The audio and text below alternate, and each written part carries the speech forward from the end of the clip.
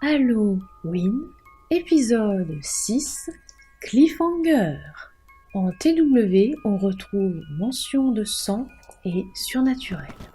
L'air semble d'un seul coup lourd. Plus aucun bruit n'est perceptible à l'exception des râles de la créature, l'individu ou l'humanoïde qui paraît sortir de sa tombe. Le quatuor se rassemble pour faire front ou du moins donner l'apparence d'être solidaire. Une odeur de charogne vient se déposer au fond de leur gorge, provoquant chez Dimitri et Patcha un haut le cœur. Les deux autres résistent tant bien que mal en serrant la mâchoire. Fluffy a déjà senti tellement pire, goûté à des mets si dégoûtants que cette odeur ne la gêne pas.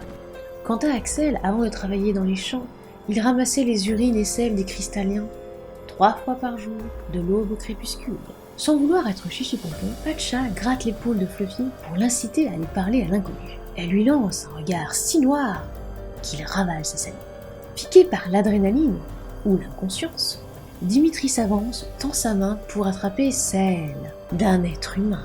Étrangement, alors qu'il sort des entrailles de la terre, il n'est pas nu.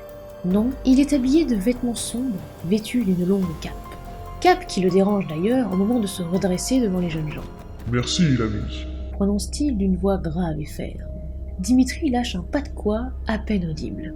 Il préfère reculer d'un pas et capter le regard d'Axel. Ce dernier prend la suite. « Qui êtes-vous ? Un autre voyageur temporel ? Un ennemi ?» crache Fluffy en dévoilant ses canines. Joli. Pense l'inconnu, humectant ses lèvres. En quel siècle sommes-nous ? Vu vos habits, l'heure de ma vengeance n'a pas encore sonné. Inutile que je vous révèle mon nom. Vous ne savez pas écrire et vous risqueriez de l'écorcher au fil des générations. C'est trop tôt. Quelle aliénation! Pourquoi suis-je réveillé? Patcha tente une explication. Énergie nanitoïde ? Ah, ça ne veut rien dire, l'ami Carré. Tu acceptes que je te nomme ainsi, vu comme tu... Enfin, nanite. Énergie des nanites, pas nanitoïde. Oui, je comprends mieux. J'ai loupé le coche de revenir hanter les humains à une époque plus sereine que... Vous êtes qui au juste ? S'agace Axel qui se dresse devant lui. Un vampire.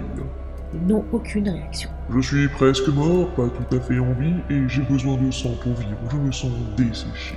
Ouais, un zombie comme. Quel affront! Je ne suis pas un zombie. Sacre rouge. Il dévoile ses canines qui s'allongent. Je suis l'évolution humaine. Je représente le rêve de chaque individu, vivre éternellement, tout en se vengeant de ceux et celles qui nous ont embêtés toute notre vie en plantant des crocs dans leur cou. Alors que le quatuor commence à être un poil effrayé, soudain, le corps du vampire se retrouve comme écrabouillé, ses os volant dans tous les sens. Aucune goutte de sang, cependant. Son corps en était vidé et redevient poussière. Que s'est-il passé ? S'étonne Patcha en premier. Ouais, parce que là, il ressemble à la bouillie que sert Monsieur Castrol et Loli. Ses amis se retiennent de pouffer. Ils ont pensé faire face à un autre problème et voilà qu'il est écrasé. Par quoi ? Qui ? La réponse arrive, ou plutôt est déjà là. Axel, Dimitri et Fluffy se penchent vers les restes du vampire, tandis que Patcha semble entendre une voix. La même voix perçue quelques heures auparavant. Il jette un œil derrière son épaule et ne voit rien, uniquement la forêt. Pourtant, il sent une présence, comme si quelqu'un le frôle, le gèle. Fluffy le secoue, le sortant de ses songes. « Hey, tu les as vus ? Ces animaux ont la capacité de se grandir pour devenir visibles. » Non, t'as rien compris, ils l'étaient déjà, visibles.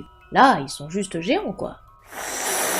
Patcha sourit de façon nerveuse. Axel lui évoque la présence des sauveurs, des êtres qui se font appeler les tardigrades. Apparemment, les premiers à avoir foulé ce sol il y a bien longtemps. Ce n'est pas pour rien qu'il existe une tardicloche. Ils viennent vérifier l'évolution des humains dans ce qu'ils nomment la serre. Patcha pose une main devant la bouche de son ami pour lui faire comprendre d'arrêter de parler. S'énerve lâche. Il y a eu de la fumée. On est allé voir, alors que je partais juste pour faire des courses. On a rencontré une voyageuse temporelle, fusillée, précise Fluffy, des morts vivants, éviter de peu de se faire croquer par un gars nauséabond, et là, vous me dites que cette bestiole pas plus grande qu'un écureuil est quoi ? Extraterrestre, précise la tardigrade. Puisque vous en savez beaucoup sur le monde, une aventure vous intéresserait-elle ? Surpris et un peu épuisé par cette fin de journée, tous s'observent. Vous n'allez pas rester seul, si ? Non. Alors suivez-nous, s'exclament les minuscules oursons d'eau comme pour soutenir leur camarade. Pacha hésite, plus par rapport à la voix qui se fait plus insistante autour de lui, dans sa tête. Suivez-moi. Et si on rentrait? On en a assez vu, non? Demande Dimitri. Tous se regardent de nouveau. Que vont-ils faire? Quelle décision prendre? C'est à vous de décider. À la fin de cette vidéo, 4 choix, 4 possibilités vous sont proposées pour terminer cette histoire. Il vous suffit de cliquer sur la vidéo qui vous intéresse. Que chacun et chacune puisse découvrir sa propre fin d'histoire entre romance, horreur, SF ou gore avec une petite pointe d'érotisme.